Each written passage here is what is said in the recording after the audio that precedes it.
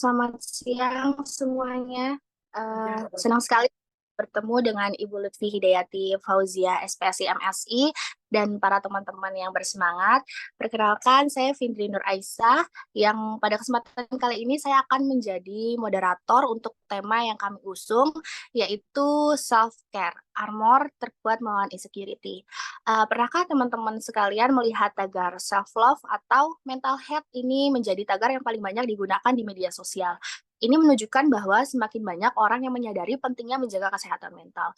Namun di sisi lain, banyak juga dari kita yang belum atau kurang memahami cara yang efektif untuk merawat diri, sehingga merasa kurang dari orang lain atau merasa kurang dari orang lain. Akibatnya merasa tidak percaya diri, merasa tidak sebanding, atau merasa tidak berharga. Perasaan ini dalam psikologi disebut dengan istilah insecurity.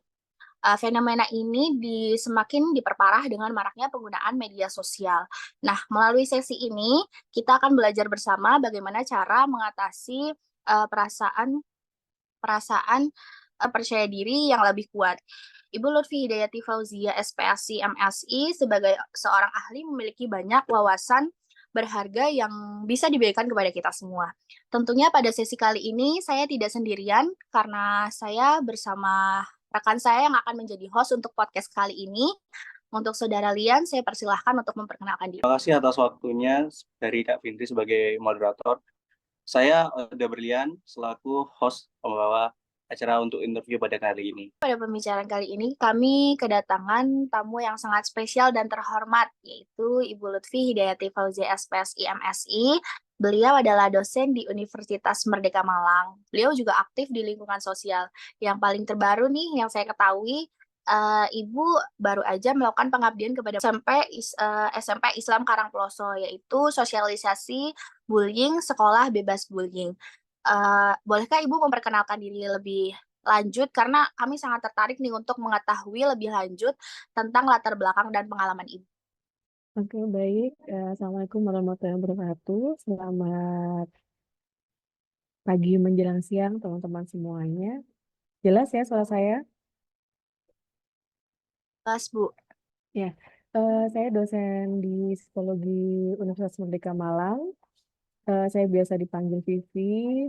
Jadi kegiatan saya sehari-hari ini sebagai ibu rumah tangga, ya, sebagai ibu, juga sebagai dosen. Di hari Senin sampai Jumat saya berkegiatan di Unmer. Di hari Sabtu saya berkegiatan menjadi konselor di Pondok Pesantren Hidayatul Muhtadiin. Seperti itu. Dan saya juga memiliki rumah belajar. Rumah belajar Gelia Main Alta yang saya dirikan sendiri bersama tim, ya.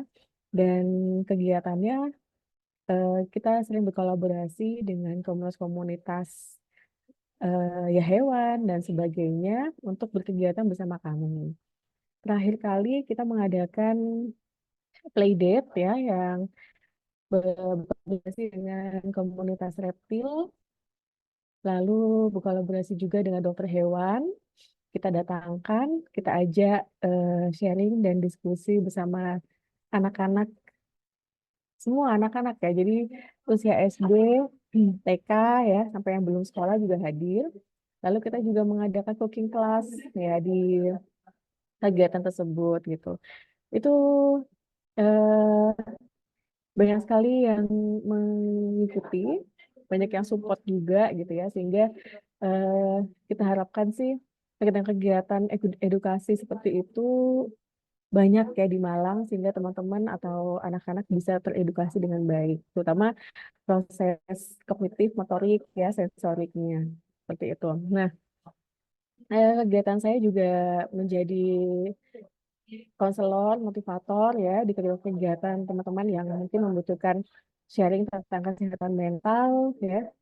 Apalagi sekarang lagi marak bullying, ya, bullying, bunuh diri anak-anak usia remaja, dewasa, seperti itu. Jadi kita welcome sekali untuk sharing tentang hal-hal yang berkaitan dengan kesehatan mental. Seperti itu, Mbak Findri. Hidayati Fauzia SPSI MS ini luar biasa ya pengalamannya. Di tengah-tengah kesibukannya menjadi seorang ibu rumah tangga, ia masih terus menata karirnya gitu, masih terus berkarir. Eh, untuk Ibu Lutfi, bagaimana kabarnya Bu hari ini? Apakah Alhamdulillah. Baik sekali Mbak Fitri. Alhamdulillah. Eh, kalau begitu, kita langsung aja masuk ke sesi wawancara. Apa Ibu bersedia? Silakan. Baik.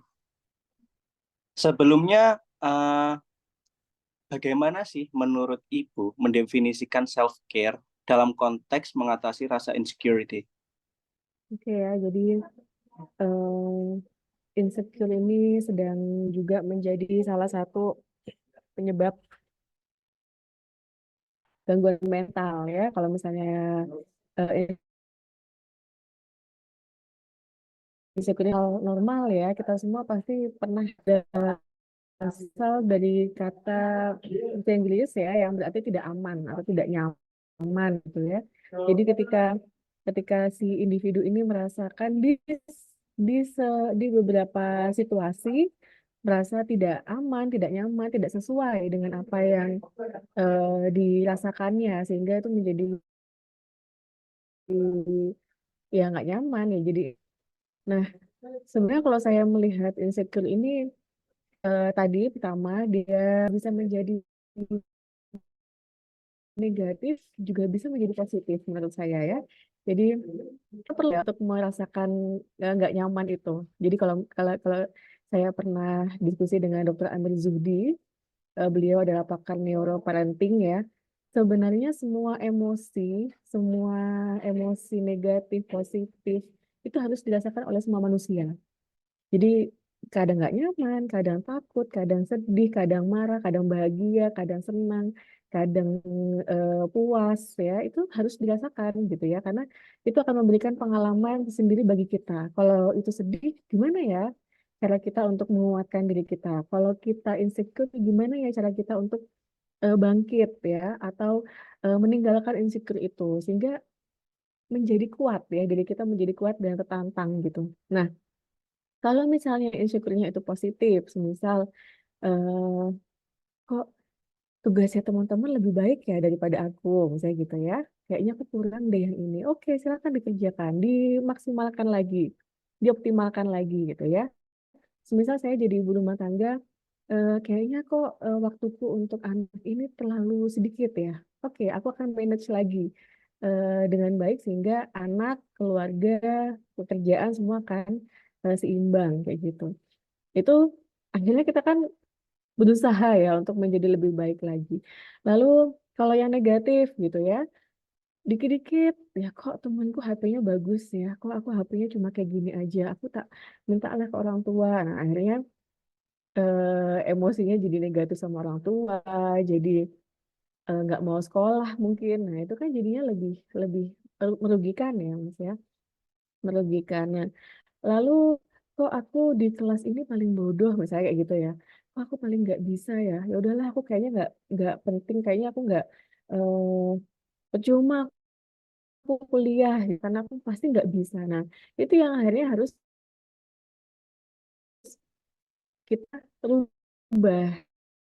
Nah, itu sangat itu dibiarkan terus menerus, bikin banyak menumpuk dalam diri kita. Nah, itu akan jadi bom waktu ya, bisa digangguan dan sebagainya. Nah, ini yang harus kita kendalikan, teman-teman. Nah, eh, ketika kalau saya amati ya dan saya rasakan ketika kita terus untuk berubah menjaga diri kita inside out, jadi melihat diri kita dulu, kita fokus sama diri kita dulu, baru kita keluar. Kita memang orangnya seperti itu. Aku punya HP seperti ini ya, orang tuaku seperti ini, aku bersyukur gitu ya. Aku sudah memiliki apa yang paling tidak bisa WA, bisa buka tugas, bisa upload dan sebagainya, itu sudah baik. Nah, kalau kita sudah menata diri kita merawat diri kita penuhi kebutuhan-kebutuhan diri kita versi kita, saya rasa akan jauh dari rasa tidak bersyukur atau insecure tadi itu. Jadi kita sudah paham, oke, aku seperti ini, dengan kemampuan ekonomi orang tuaku, dengan keadaanku seperti ini, dengan kekurangan dan kelebihanku seperti ini, ya sudah, inilah aku gitu. Jadi ketika ada yang lebih lebih daripada kita ya dari hal dalam hal apapun, itu tidak serta-merta langsung membuat kita panik, nggak nyaman, nggak mau ikut, nggak mau ini, nggak mau itu, langsung insecure-nya tinggi banget. Nah itu yang eh, akan menjadi merugikan ya. Tapi kalau kita sudah oke dengan diri kita, kita terus membangun diri kita menjadi lebih baik, kita bandingkan diri kita hari ini dengan hari kemarin, dan itu akan lebih optimal ya, kayak apa ya, damai-damai aja gitu ya, mau temen apalah, beli apa, punya apa, itu akan tidak sampai terfokuskan sama kita, karena kita lebih fokus sama diri kita sendiri, kita fokus dengan bagaimana diri kita besok itu akan berubah lebih baik, akan lebih semangat. Nah, itu akan menjauhkan kita dari insecure yang negatif atau yang berlebihan. Kayak gitu, Mas Julian. Saya izin bertanya ya Bu, sambil mengisi waktu kosong ini gitu. Kan tema pembahasan kali ini akan membahas terkait self-care, armor terkuat melawan insecurity. Apakah Ibu pernah mendapatkan klien dengan keluhan yang berkaitan dengan tema ini? Atau bahkan mungkin Ibu pernah melakukan sosialisasi terkait tema ini? Iya, jadi kemarin aja barusan ya, jadi di eh, tetangga ya, satu perumahan itu ada anaknya yang merasa insecure. Jadi dia merasa bahwa ketika naik ke kelas 2 itu dia tidak memiliki teman, teman-teman atau sahabatnya atau bestinya itu semua di kelas yang berbeda-beda gitu. Jadi ya ada juga ketidaksiapan adaptasi ya dari dalam dirinya. Lalu eh, dia masuk ke kelas, ya dari hasil apa pembagian kelas tuh dia di kelas yang menurut dia tuh paling paling anak-anak jos gitu ya. Jadi dia yang kayak nggak bisa mengikuti gitu ya. Lalu saya lihat IQ-nya, ternyata IQ-nya juga bagus gitu ya. Terus saya minta untuk eh, beberapa assessment. Nah, ini berarti ada sedikit ada insecure juga ya. Dia juga belum akan potensi dia. Selama ini dia mungkin di backup atau sudah nyaman dengan teman-temannya gitu ya. Jadi potensi yang dia sendiri itu juga belum dia bina, dia asah dengan baik. Ya, saya memberikan motivasi ya. Ini waktunya kamu untuk menempa diri kamu, untuk menunjukkan bahwa kamu tuh memiliki potensi yang besar, walaupun tanpa sahabat-sahabat gitu ya. Sahabat itu memang kita butuhkan, tapi ya itu tadi, dia bisa hilang, dia bisa datang kayak gitu kan. Jadi kita harus siap dengan hal-hal seperti itu. Nah itu tadi yang saya bicarakan di awal, bahwa kita harus merasakan semua itu, kan nggak nyaman, kita harus merasakan, loh ditinggal teman-temanku nih, lah aku di tempat yang baru nih harus dirasakan semuanya teman-teman. Jadi biar kita tuh bisa, otak mental kita itu bisa terasah dengan baik, terus berpacu dan terus untuk mengembangkan diri kita. Kalau nggak dihadapkan dengan hal-hal yang nggak nyaman ya, itu juga akhirnya kan ya sudah, flat aja hidup ini gitu ya. Justru dengan tantangan-tantangan itu kita harus fight untuk bisa terus mengoptimalkan diri kita. Jadi saya minta untuk minggu depannya lagi untuk datang gitu ya ke saya. Alhamdulillah sudah lebih baik, dia sudah bisa sedikit demi sedikit menghalau ketakutan ya. Jadi dia sempat sempat ada kecemasan juga, takut masuk sekolah, takut nggak bisa jawab, nah kayak gitu-gitu. Jadi sehingga di minggu setelahnya, setelah saya ajak konseling itu, ya Bu, saya sudah mulai melawan itu semua, dan saya yakin saya bisa seperti itu. Jadi afirmasi positif juga yang penting untuk dirinya setiap pagi seperti itu. Oke. Mohon izin ya Bu ya, karena kendala teknis tadi, jadi saya akan melanjutkan eh, cara dari Yan. Baik, untuk selanjutnya, jenis perawatan diri apa sih Bu yang paling efektif dalam mengatasi rasa insecurity menurut pengalaman Ibu? Ya, jadi salah satu cara ya yang saya bisa rekomendasikan atau bisa kita pakai untuk mencegah atau menghalau insecurity ini salah satunya adalah self care ya. Self care ini sudah banyak sih sebenarnya, ada beberapa teman-teman saya juga yang sudah mengakui bahwa dirinya di self care gitu ya, tapi sayangnya beliau psikologi ya kayaknya psikologi tapi lebih ke parenting gitu ya, berdasarkan pengalaman pribadinya dia yang mengalami gangguan mental juga sehingga dia mencetuskan self care ini untuk pengobatan dirinya dan bisa disaringkan kepada orang lain. Nah, kalau saya pahami self care ini kan beberapa jenis gitu ya. Kita bisa melakukan eh, fisik, self care fisik gitu. Jadi kita bisa dengan olahraga ya, kita bisa menjaga pola tidur, makan makanan yang bergizi, eh, apa namanya, nggak usah yang berat-berat, nggak usah yang harus olahraga nge-gym atau apa gitu ya. Cukup misalnya jalan pagi 30 menit setiap hari. Nah, itu sudah bisa membuat diri kita akan berbeda, teman-teman. Coba rasakan deh kalau kalian rutin setiap pagi 30 menit berjalan kaki, ya, atau enggak setiap minggu kemana? Ke Car Free Day gitu ya, jalan. Tapi rutin setiap minggu 30 menit, itu akan berbeda rasanya di tubuh kita.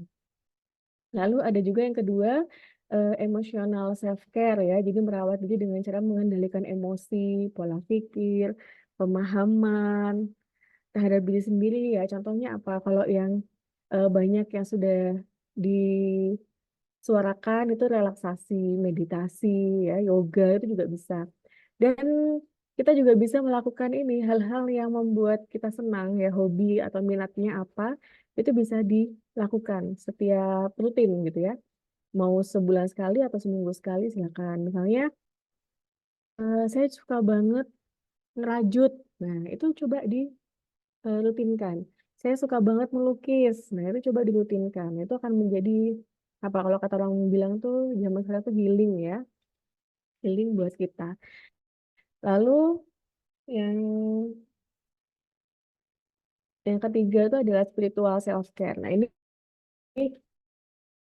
paling penting ya menurut saya ya. Jadi nggak harus yang orang tua yang sepuh harus meningkatkan ibadahnya gitu ya, tapi mulai dari kita kuatkan ibadah kita, menyatukan diri ya, mengkoneksikan diri kita kepada Tuhan, itu salah satu bentuk self care teman-teman. Jadi kita merawat hati kita ya dengan ibadah-ibadah ritual-ritual yang kita lakukan itu juga bisa menjadi self care atau peningkatan imun buat diri kita. Misalnya kalau misalnya yang orang Islam gitu ya, sholat ya, ditambah ngaji satu huruf atau satu baris, satu ro gitu ya kalau bahasanya itu diistiqomahkan atau dirutinkan tuh bisa jadi healing atau menambah imun buat diri kita. Kumpul-kumpul dengan komunitas agama itu juga bisa meningkatkan imunitas ya atau energi positif pada diri kita. Lalu ada juga personal self care, jadi kegiatan yang mengutamakan dan berfokus pada kepribadian dan identitas diri. Jadi apa yang merasa kalian kurang, misalnya kalian merasa aku nggak bisa ngomong dengan baik nih, aku insecure banget kalau sama teman-temanku yang jago ngomong, ya udah latih diri kalian gitu, latih ikut-ikut latihan public speaking atau kalian mencoba sendiri atau didak mungkin di media sosial, di IG gitu ya, kamu buat konten, nah itu kan lama-lama kan ditempa diri kita akhirnya jadi bagus ya public speakingnya. Lalu ada intellectual self-care, yaitu kegiatan yang berkaitan dengan pengetahuan dan kemampuan daya pikir. Jadi intelektual ya, jadi menambah pengetahuan, baca buku, kumpul-kumpul ya, nonton film itu yang bisa menambah pengetahuan-pengetahuan kita. Lalu ada sensory self-care, yaitu melakukan kegiatan yang memanjakan kesehatan panca indera. Kalian suka ke mall nggak? Nah, kalau suka ke mall itu bisa ya, salah satu wujud atau ada yang suka ke alam, nah, ke gunung, ke pantai, nah itu bisa memanjakan sensori self care kita.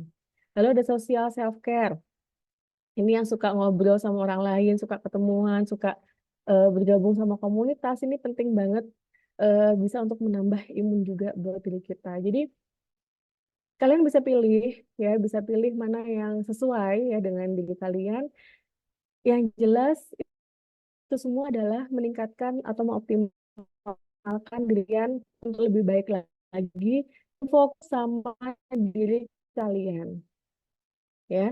Udah, fokus dulu sama diri kita lah, apa yang perlu kita perbaiki, apa yang mau kita capai ya, cita-cita, tujuan kita apa.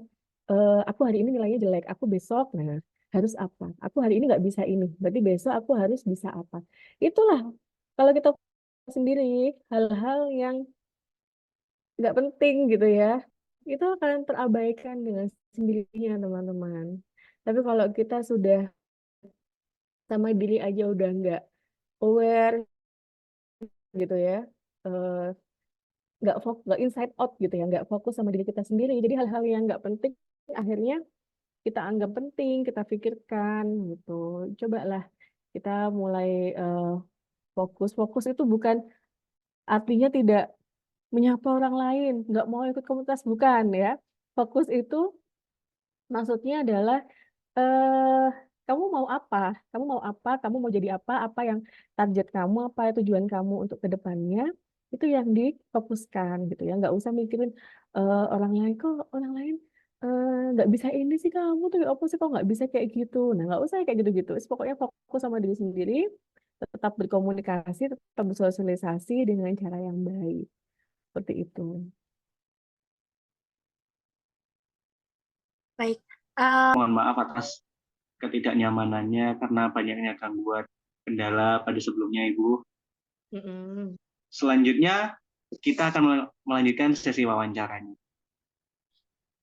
Menuju pertanyaan berikutnya. Keterampilan apa yang perlu diajarkan kepada klien agar mereka dapat menerapkan self-care secara mandiri, menurut Ibu? Keterampilan apa ya? Yang paling penting yang harus kita miliki adalah kesadaran diri ya teman-teman. Jadi kita harus menyadari diri kita sendiri dulu, kebutuhan kita apa yang kurang dari diri kita. Jadi kembali lagi inside out.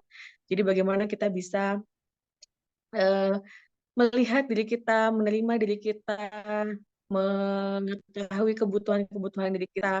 Jangan fokus sama orang lain dulu, jangan fokus sama hal-hal yang di luar diri kita ya. Jadi fokuslah sama diri kalian sendiri dulu. Oh, aku kurangnya ini. Oh, aku butuhnya sebagai mahasiswa itu aku harus seperti ini. Oh, aku sebagai anak itu seperti ini. Oh, aku di komunitas ini, berarti aku harus peran aku seperti apa. Nah, itu jadi sibukkanlah dengan dirimu sendiri ya. Dan itu untuk mengoptimalkan diri kita, bukan yang jadi nggak mau berkumpul dengan orang lain, bukan ya. Tapi dengan kita bersosialisasi, dengan kita berkomunikasi dengan yang lain, itu bisa mendapatkan saling berbagi energi sehingga kita bisa mengembangkan diri kita untuk menjadi lebih baik. Seperti Lian ya, Lian berada di komunitas Hapsi gitu kan. Inginnya apa tujuannya? Pasti kan untuk mengembangkan diri Lian ya. Aku nggak bisa nih jadi host. Coba tantang diri kamu. Ya, aku akan coba. Nah, itu kan akhirnya ada sesuatu yang didapatkan. Nah, itu. Nah, itu yang paling penting. Jadi self awareness, kesadaran diri itu juga penting sehingga kita bisa memupuk ya kesadaran-kesadaran hal-hal yang positif-positif dalam diri kita sehingga ya yang lain itu lewatlah gitu ya. Jadi hal-hal yang positif aja yang masuk ke dalam diri kita. Kayak Baik, gitu lah yang menurut saya. siap. Terima kasih, Bu. Untuk pertanyaan selanjutnya, berdasarkan pengalaman Ibu Vivi sendiri, bagaimana cara membantu diri kita maupun klien untuk mengatasi pikiran negatif yang muncul saat melakukan self-care? Ya, namanya godaan itu pasti ada ya. Godaan itu pasti ada. Terus mood kita kadang naik turun gitu ya. Terus kita sudah mau fokus ke sini, ternyata teman-teman ngajaknya apa gitu ya. Jadi menurut saya cara kita itu adalah fokus sama tujuan ya. Tetap mempunyai prinsip dalam kehidupan, fokus sama tujuan kalian. eh, apa ya, agar kita tuh tidak mudah goyah gitu ya teman-teman ya. Pastilah namanya teman-teman tuh kan ada aja gitu kan ya. Kita maunya ini tapi teman ngajak. Tapi kalau kita benar-benar memegang prinsip tujuan aku kayaknya nggak yang seperti itu deh gitu ya. Eh, ayo ayo kita ikut ini gitu ya. Kayaknya aku perlu mengembangkan yang lain deh, bukan mengembangkan yang itu. Nah itu dengan kita tadi kembali lagi fokus sama diri kita, lalu kita juga punya tujuan ya, punya tujuan dalam kehidupan ini, saya rasa kita akan bisa lebih fokus ya. Tidak terombang-ambing, tidak ikut-ikutan tren dan sebagainya kayak gitu. Nah itu menurut saya tuh butuh skill ya, butuh ya tadi kesadaran diri, butuh cara agar kita tetap pada jalan kita. Saya ingat banget dulu waktu S1 ya, kalau di psikologi itu kan beberapa macam apa namanya konsentrasi ya, klinis, industri, pendidikan dan sebagainya. Tapi hati kecil saya itu lebih ke klinis gitu waktu itu ya. Nah, aku pokoknya klinis. Nah, terus teman-teman sahabat-sahabat saya tuh macam-macam, ada yang pendidikan, ada yang industri dan sebagainya. Nah, yang paling bergejolak itu ketika PKL ya, PKL mau KKN. Jadi kalau di S1 saya dulu itu KKN sama PKL itu jadi satu. Jadi malamnya kita di desa, KKN kita nginep di sana, paginya kita di profesi PKL. Jadi teman-teman itu yang di industri itu ya di HRD, terus ada yang di pendidikan dan sebagainya. Nah, sahabat-sahabat saya itu nggak ada yang mau di klinis waktu itu. Aku nggak mau di klinis, tapi aku dalam hati kecil saya pokoknya saya pinginnya klinis, saya pingin dapat ilmu banyak tentang klinis. Akhirnya saya di rumah sakit jiwa ya, di rumah sakit jiwa Lawang waktu itu. Dan tetap berpegang teguh dengan keinginan saya, tujuan saya, dengan teman-teman alhamdulillah ada gitu ya. Ya udah kita masuklah ke klinis waktu itu. Nah, sahabat saya beda, beda kelompok gitu ya. Tapi tujuan saya adalah tetap ingin mengetahui ilmu tentang klinis. Ya udah jadi gitu. Saya di Rumah Sakit Jiwa Lawang dengan keinginan pengetahuan yang saya inginkan, teman-teman saya pun seperti itu gitu. Jadi nggak masalah gitu ya. Kita tetap sahabatan, tetap tetap bersama gitu. Tapi kita punya tujuan masing-masing. Sampai sekarang pun sampai kita menikah pun ya punya anak punya rumah tangga ya dengan jalan kita masing-masing tapi tetap menjalin silaturahim. Itu jadi saling support, saling dukung gitu ya dengan tujuan kita masing-masing. Kayak gitu. Nah, itu teman lingkungan tuh juga penting ya. Jadi teman-teman yang mendukung, teman-teman yang saling support, orang tua, keluarga itu juga penting untuk memudahkan jalan kita mencapai tujuan kita. Kayak gitu. Baik, Bu. Untuk pertanyaan terakhir, apakah ada pesan yang ingin disampaikan oleh Ibu Vivi kepada orang-orang yang sedang berjuang melawan insecurity? Mm-mm. Ya, teman-teman, saya yakin di semua agama pun ya mengajarkan kita untuk menjadi diri yang lebih kuat ya. Silahkan dengan cara kalian apapun ya, mau kalian dengan cara mengikuti komunitas, kalian mau terjun kemanapun, ikut kegiatan-kegiatan apapun, silahkan semua itu dicoba teman-teman ya. Rasakan semua pengalaman-pengalaman yang kalian nanti lewati gitu ya, mau sedih, mau susah, mau insecure, mau takut, mau bahagia tuh rasakan aja semua, nikmatin aja teman-teman, jangan takut ya. Tapi kalau itu yang negatif, jangan berlama-lama. Cepat bangkit, cepat rawat kembali hati kalian, cepat rawat kembali bolong-bolong ya, perasaan-perasaan yang negatif tadi tuh rawat lagi gitu dengan cara apapun. Kalian mau apa? Kalian mau dengan cara olahraga, mau dengan cara bakat, menikmati bakat gitu ya, hobi. Kalian senangnya apa gitu ya? Harus harus tahu, apalagi di usia kalian mahasiswa-mahasiswa ini harus memahami apa kebutuhan dalam diri kalian gitu ya. Jadi kuatkan diri kalian ya dengan mencoba apapun yang ada dalam sekeliling kalian ya, silakan menikmati apapun itu dan jangan berlama-lama dalam hal-hal yang negatif ya. Rugi kalau misalnya terus-terusan berada dalam negatif, hal-hal negatif, padahal kita bisa bangkit, kita bisa punya potensi untuk lebih baik lagi. Kayak gitu. Jadi semangatnya dijaga, rawatlah diri kalian dengan baik, dengan cara kalian masing-masing, ala kalian ya, yang paling nyaman lah menurut kalian. Saya yakin semua hal-hal negatif, hal-hal yang buruk itu akan terlampaui dengan baik.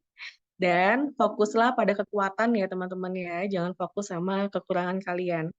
Kalau fokus sama kekuatan, insya Allah hal-hal kekurangan atau negatif itu akan pelan-pelan terhempaskan, karena kalian fokus sama kekuatan kalian.